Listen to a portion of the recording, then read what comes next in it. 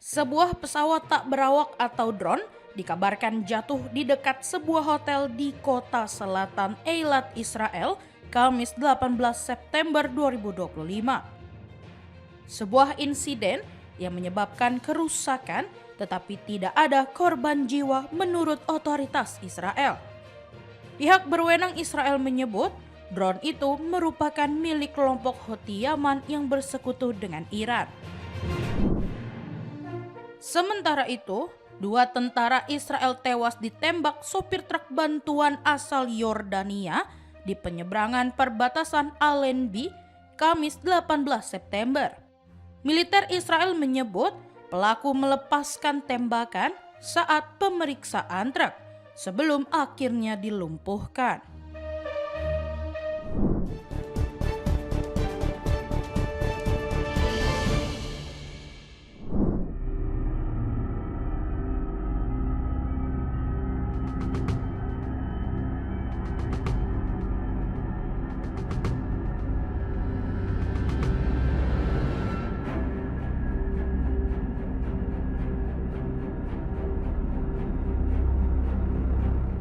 Militer Israel menyatakan sebuah drone yang diluncurkan dari timur jatuh di kota Eilat, selatan Israel pada Kamis 18 September.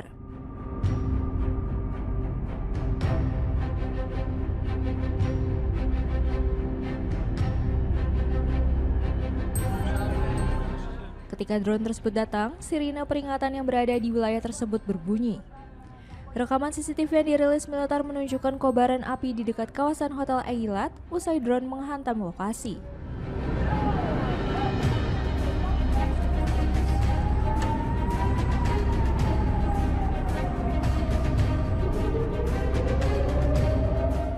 Media Israel melaporkan drone itu diluncurkan dari Yaman dan jatuh di zona Hotel Eilat.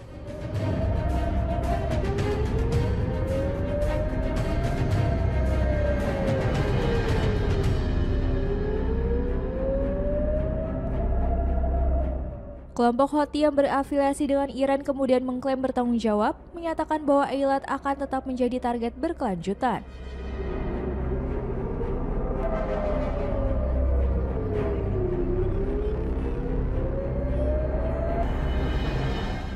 Sebelumnya, sirine juga berbunyi di Yerusalem dan Tel Aviv saat militer Israel mengatakan berhasil mencegat proyektil yang ditembakkan dari Yaman.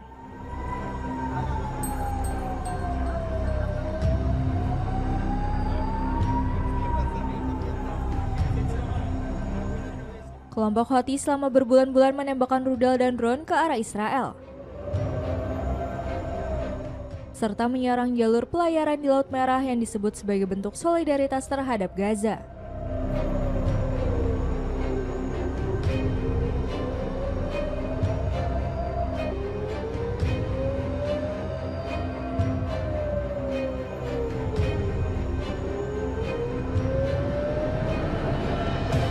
Sebagian besar serangan berhasil dicegat atau jatuh sebelum mencapai sasaran, sementara Israel melancarkan serangkaian serangan balasan.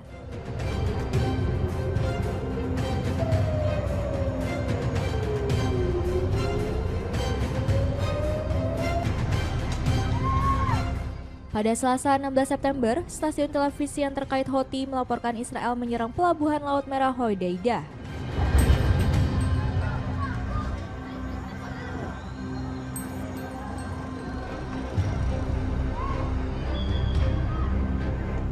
Sebelumnya, Israel juga menggempur ibu kota Yaman Sana dan provinsi Al-Jawaf menewaskan sejumlah orang.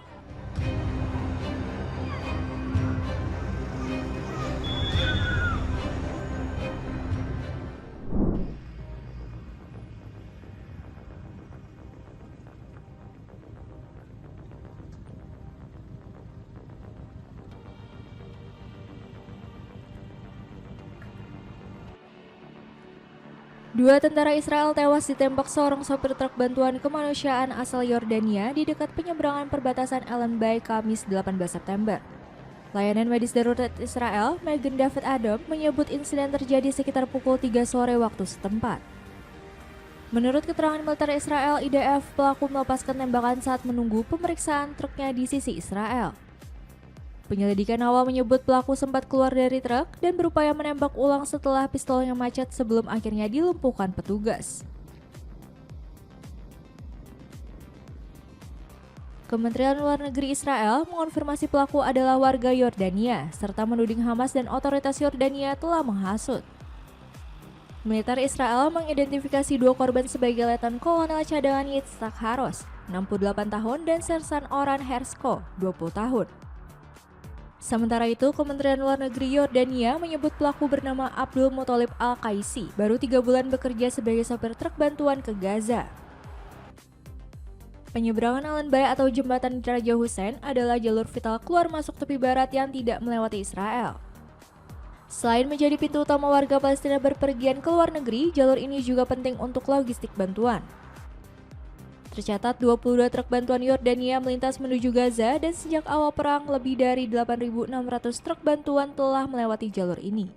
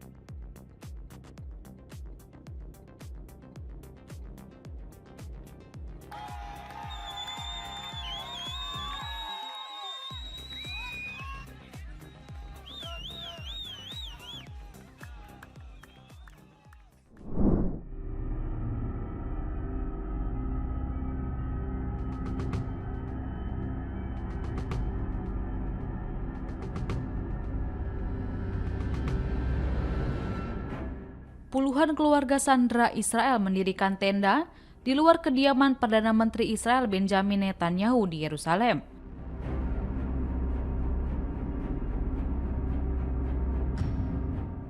Aksi ini merupakan bentuk protes keras terhadap serangan militer Israel yang semakin masif di jalur Gaza.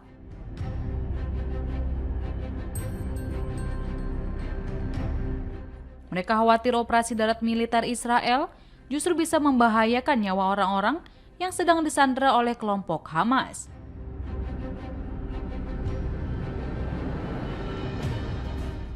Menurut laporan Ynet, aksi protes ini dimulai setelah muncul laporan mengenai serangan darat tentara Israel di jalur Gaza.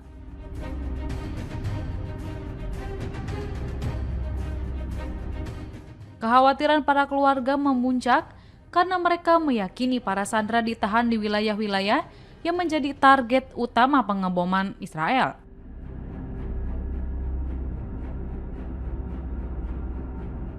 Para keluarga korban percaya operasi militer ini tidak akan membebaskan sandera, melainkan berpotensi membunuh mereka.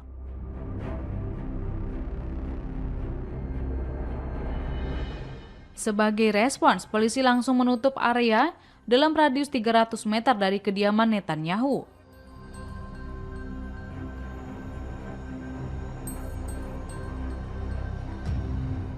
Namun langkah ini tidak menyurutkan niat para pengunjuk rasa hingga berencana bermalam di lokasi tersebut.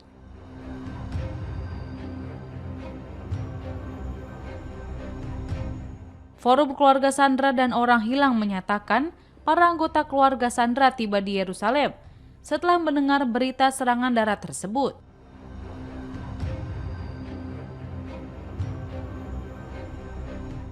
Salah satu keluarga sandera yang ikut dalam aksi ini mengungkapkan kekecewaannya terhadap Netanyahu.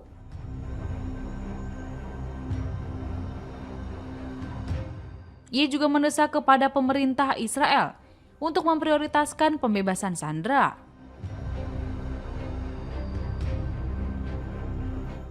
Di sisi lain, aksi protes ini menyoroti dilema besar yang dihadapi Israel. Bagaimana membebaskan sandera tanpa membahayakan nyawa mereka?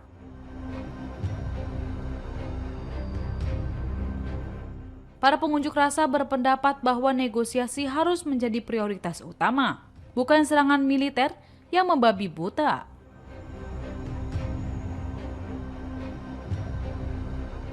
Sebelumnya, portal berita Axios melaporkan bahwa militer Israel telah memulai serangan di kota Gaza dengan tujuan mendudukinya. Hal ini semakin memicu desakan dari keluarga sandera untuk menghentikan operasi militer dan kembali ke jalur diplomasi.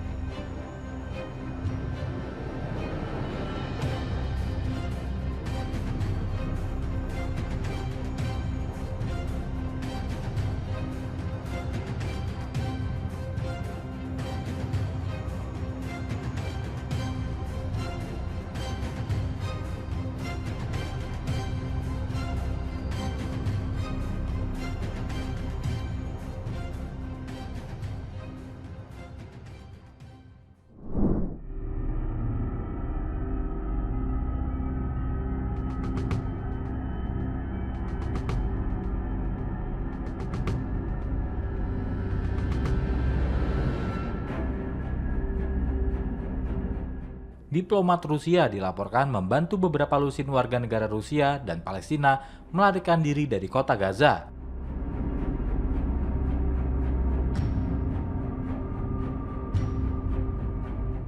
Saat Israel melancarkan serangan darat besar-besaran minggu ini, kata Kementerian Luar Negeri Rusia Kamis 18 September 2025.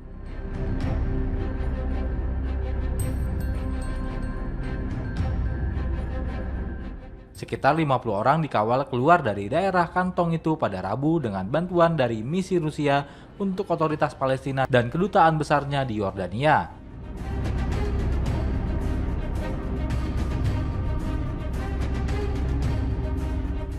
Juru bicara Kementerian Luar Negeri, Maria Zakharova, mengatakan kepada kantor berita negara TASS.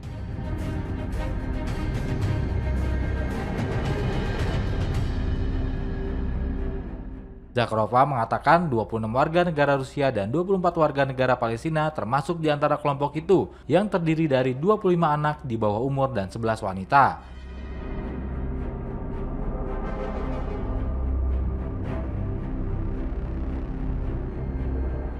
Kelompok itu menyeberang ke Mesir di pos pemeriksaan Karem Shalom sebelum dipindahkan ke Yordania melalui jembatan Allenby.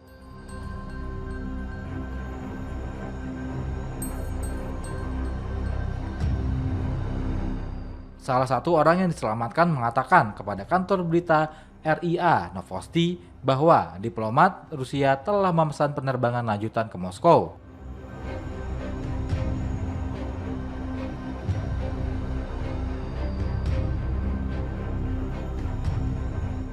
Sementara keluarganya berencana melanjutkan penerbangan ke St. Petersburg.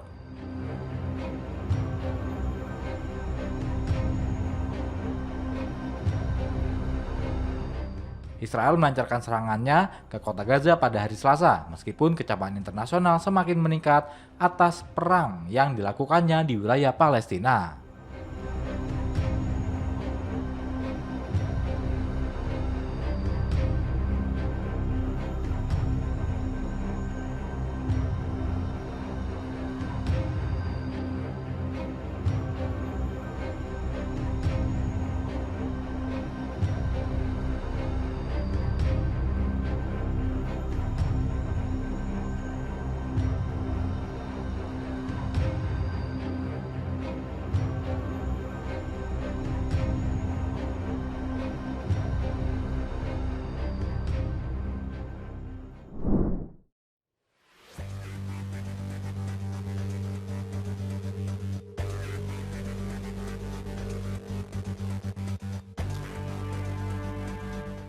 Pengadilan Nasional Spanyol membuka penyelidikan pidana terhadap PM Benjamin Netanyahu dan pejabat senior Israel terkait dugaan kejahatan dalam konflik Gaza.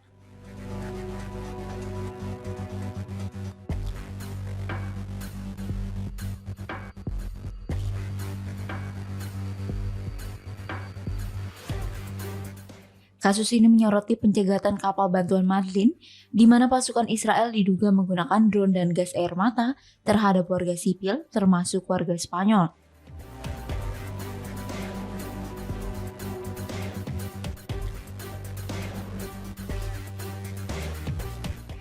Penyelidikan ini dimungkinkan berkat yurisdiksi universal yang memberi kewenangan bagi Spanyol menindak kasus kejahatan internasional.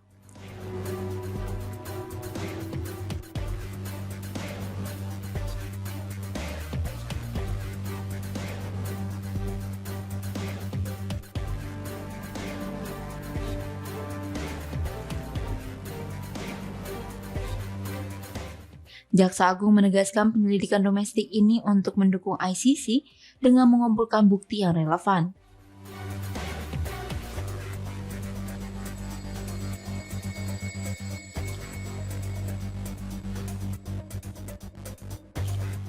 Spanyol resmi bergabung dengan gugatan genosida Afrika Selatan di ICC, menilai Israel mengabaikan putusan sela pengadilan.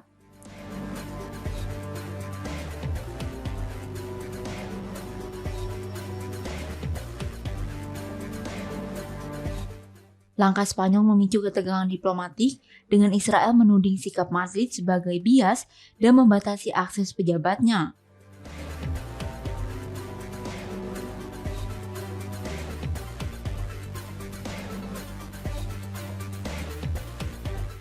Spanyol mendesak Uni Eropa meninjau ulang perjanjian dengan Israel serta mengkritik standar ganda yang berlaku.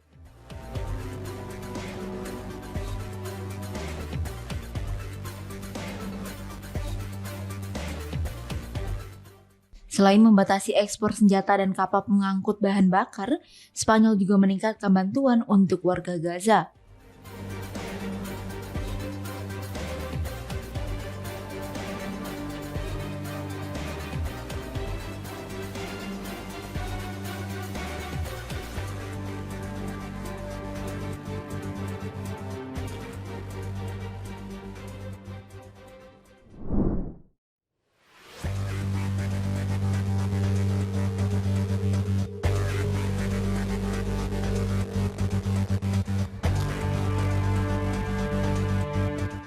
Rekaman pengawasan yang dirilis oleh tentara Israel pada hari Kamis 18 September menunjukkan kebakaran yang terjadi di dekat sebuah hotel di kota Eilat, Israel Selatan setelah sebuah drone jatuh.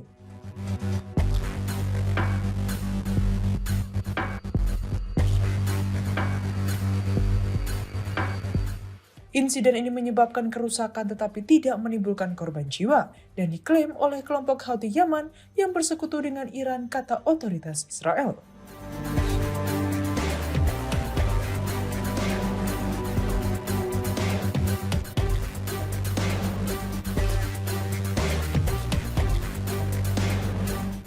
Militer Israel mengatakan bahwa sebuah drone yang diluncurkan dari timur jatuh di kota Eilat, Israel Selatan setelah sirena serangan udara berbunyi di daerah tersebut.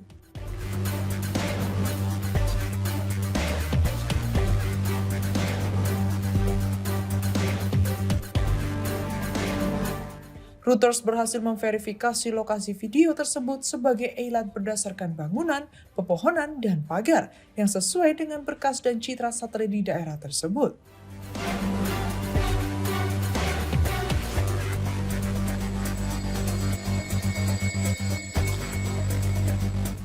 Media Israel telah melaporkan bahwa drone tersebut diluncurkan dari Yaman dan jatuh di area Hotel Eilat.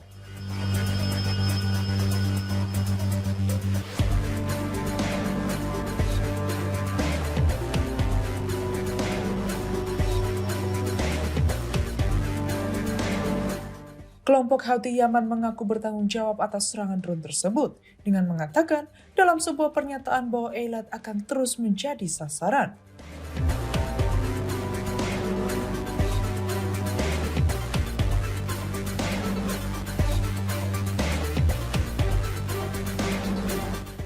Kelompok yang berafiliasi dengan Iran tersebut telah menembaki Israel dan menyerang jalur pelayaran dalam apa yang mereka sebut sebagai aksi solidaritas dengan warga Palestina di Gaza.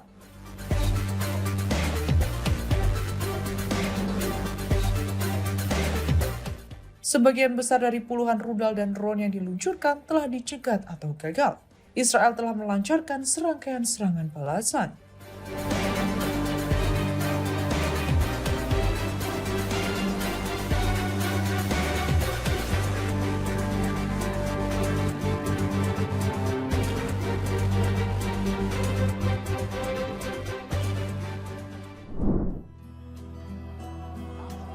I want an end. I want the hostages released, and I think it's going to be okay. But it has been a brutal period of time. But this has been going on for a long time. This is not. Presiden Amerika Serikat Donald Trump bertemu dengan Perdana Menteri Inggris Keir Starmer di tengah kunjungannya ke Inggris. Di hadapan Keir Starmer, Trump dengan lantang menyatakan ketidaksetujuannya atas rencana Perdana Menteri Inggris mengakui negara Palestina. Dalam konferensi pers Kamis 18 September, Trump mengatakan ia memiliki pandangan yang berbeda terkait hal itu dengan Starmer. Akan tetapi, Trump tidak merinci alasan penolakan terhadap rencana Inggris tersebut. Dalam kesempatan yang sama, Trump menegaskan keinginannya agar sandera yang ditahan Hamas dapat segera dibebaskan sekaligus. Ia menambahkan Israel menginginkan hal tersebut terjadi dan menekankan perlunya menghentikan pertempuran. Meski mengakui kompleksitas konflik di Gaza, Trump mengklaim pemerintahannya telah menyelesaikan hampir semua konflik global.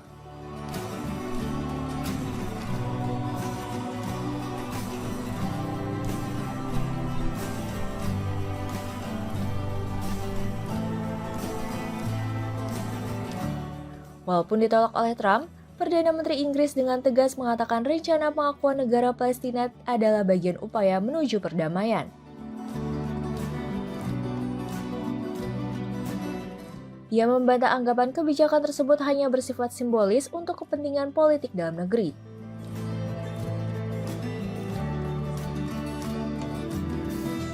Starmer mengatakan perang di Gaza tidak bisa ditoleransi dan menyerukan pembebasan sandera serta meningkatkan bantuan kemanusiaan ke wilayah tersebut.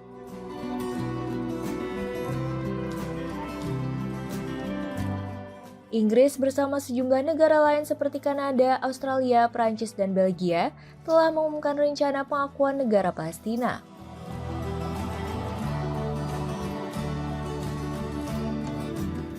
Starmer sebelumnya mengatakan Inggris akan mengakui negara Palestina di hadapan Majelis Umum PBB.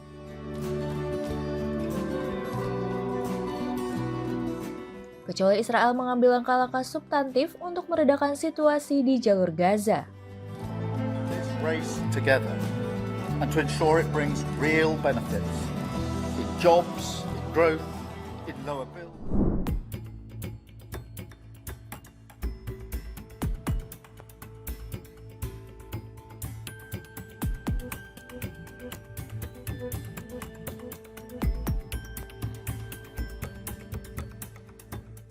Sebuah pesawat tak berawak atau drone dikabarkan jatuh di dekat sebuah hotel di kota selatan Eilat, Israel, Kamis 18 September 2025.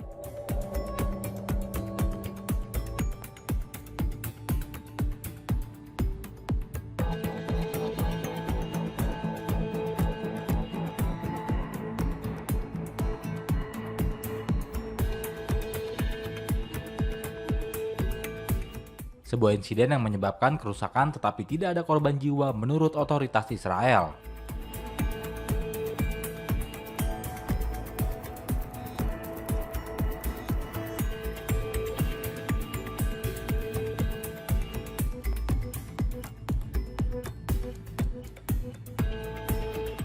Pihak berwenang Israel menyebut drone itu merupakan milik kelompok Houthi Yaman yang bersekutu dengan Iran.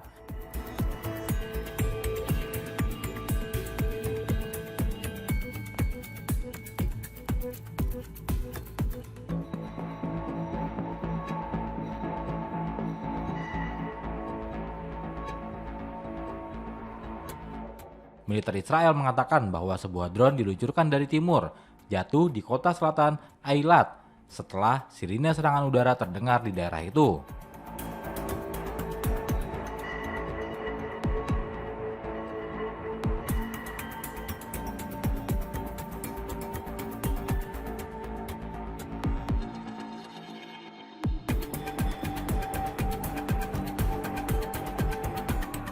Reuters dapat memverifikasi lokasi video tersebut sebagai Eilat dari bangunan, pepohonan, dan pagar yang cocok dengan file dan citra satelit di area tersebut.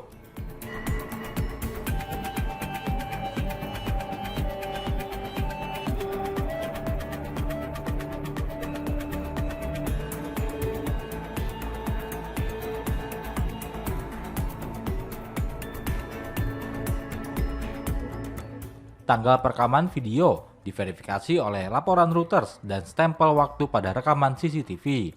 Media Israel melaporkan bahwa drone tersebut diluncurkan dari Yaman dan jatuh di zona Hotel Eilat.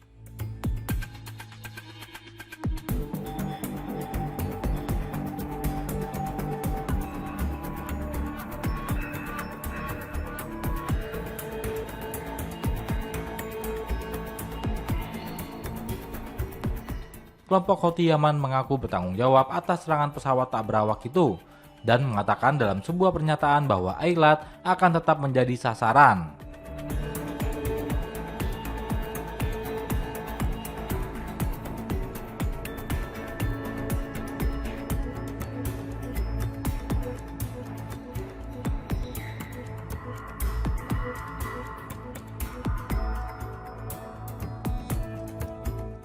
Kelompok yang bersekutu dengan Iran telah menembaki Israel dan menyerang jalur pelayaran sebagai tindakan solidaritas terhadap warga Palestina di Gaza.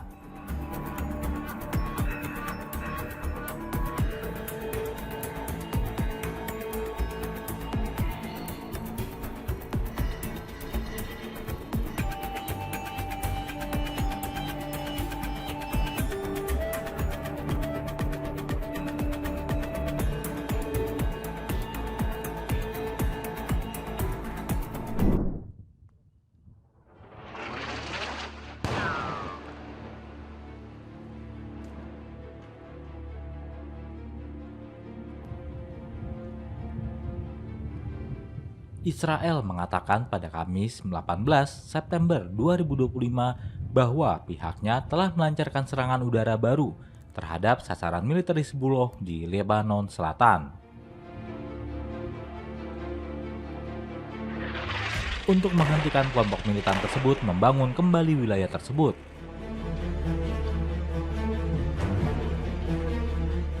Asap terlihat mengepul di Dibene dan Kfar Tebnit setelah serangan Israel dengan ledakan terlihat dari Marjoyoun.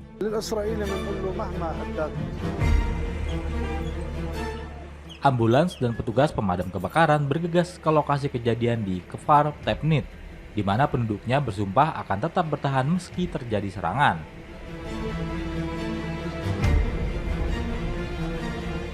Rekaman malam hari dari Bord Kalauye menangkap ledakan lain yang menerangi langit saat sirine terdengar di kejauhan.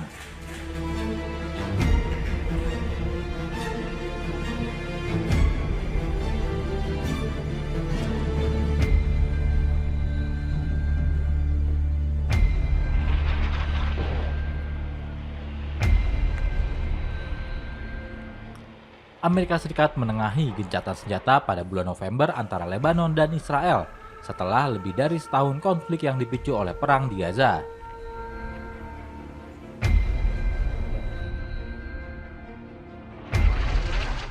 Namun Israel secara sporadis terus menyerang Hizbullah yang didukung Iran di seberang perbatasan.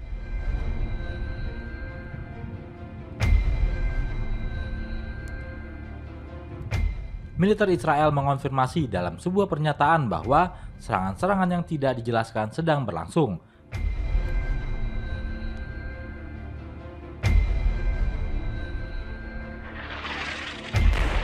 Setelah sebelumnya mengatakan bahwa mereka akan menyerang infrastruktur militer Hizbullah.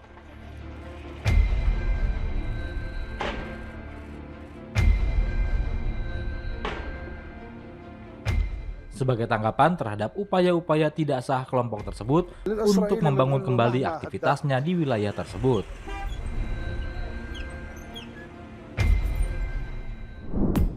Alrededor de 6.800 personas han perdido la vida. L'extension et l'intensification de l'offensive israélienne au centre-ville. Amerika Serikat kembali menggunakan hak vetonya dalam sidang Dewan Keamanan PBB untuk memblokir resolusi terbaru yang menyerukan gencatan senjata permanen di Gaza.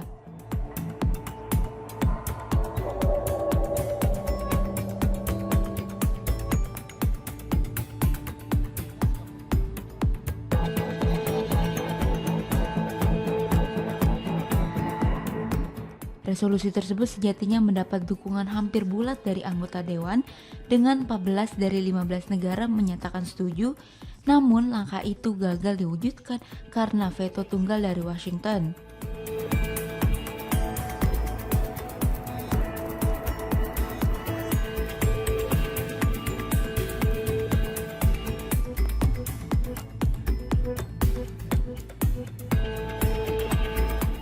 Pemerintah Amerika Serikat beralasan teks resolusi dianggap tidak seimbang sebab tidak menyinggung tanggung jawab Hamas dalam konflik yang masih terus berlangsung.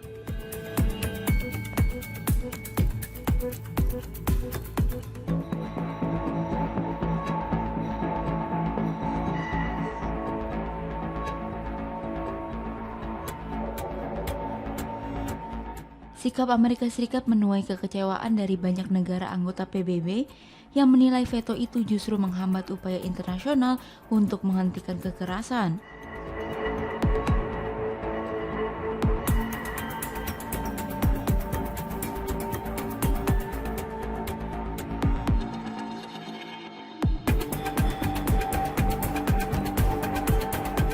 Sementara itu, situasi di Gaza semakin memburuk. Serangan demi serangan terus terjadi, menambah jumlah korban jiwa dari kalangan sipil setiap harinya.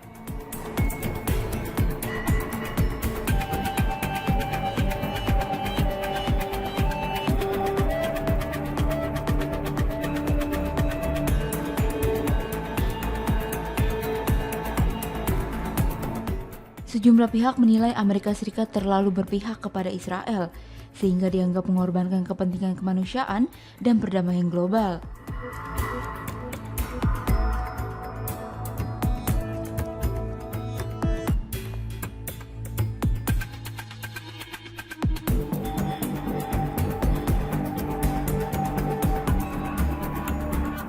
Karena berulang kali terhalang oleh veto Amerika Serikat, negara-negara lain kini mulai mendorong mekanisme alternatif di luar Dewan Keamanan demi mencari jalan keluar dari konflik.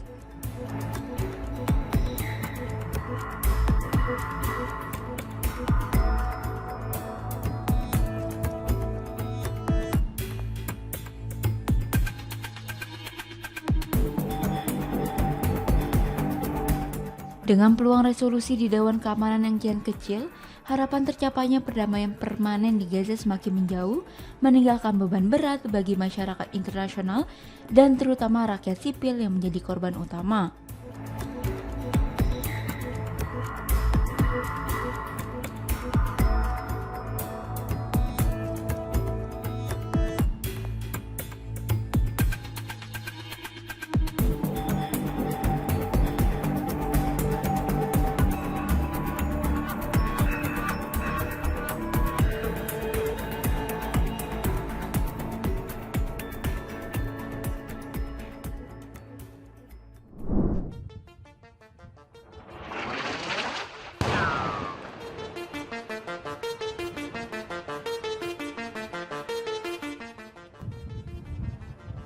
Israel pada Kamis 18 September menyatakan telah melancarkan serangan udara terhadap target militer Hizbullah di Lebanon Selatan.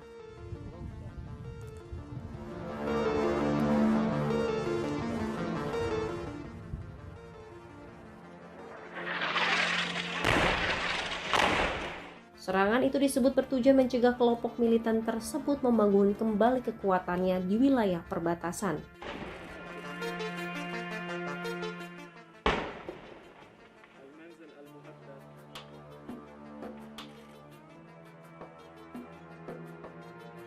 Militer Israel menegaskan, serangan ditujukan pada infrastruktur Hizbullah dan memperingatkan warga di 5 desa untuk segera mengungsi.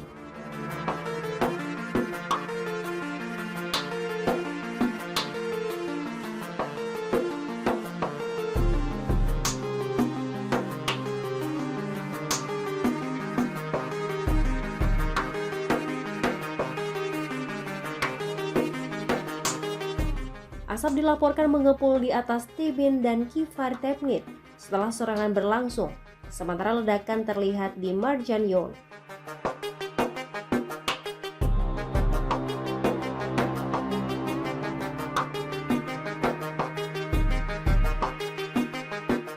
Ambulans dan petugas pemadam kebakaran segera dikerahkan ke lokasi.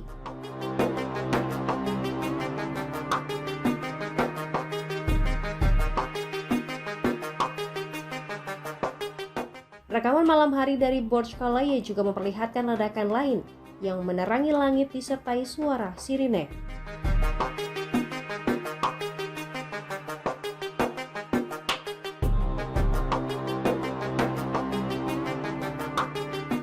Kantor berita resmi Lebanon NNA mengonfirmasi terjadinya serangan yang menimbulkan kerusakan material.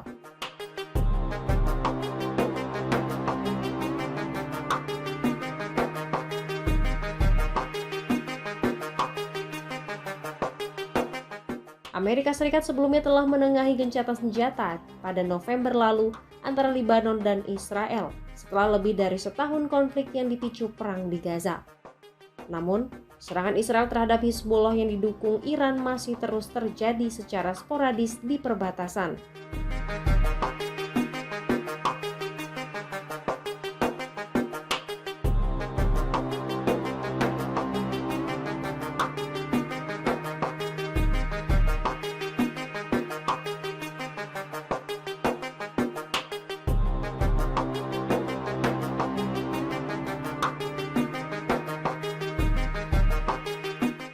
Menanggapi situasi ini, anggota parlemen Hizbullah Hassan Fadlallah menyatakan bahwa Lebanon dan rakyatnya tidak membutuhkan bukti tambahan untuk menunjukkan ketiadaan jaminan internasional maupun diplomatik dalam membatasi apa yang ia sebut sebagai terorisme Israel.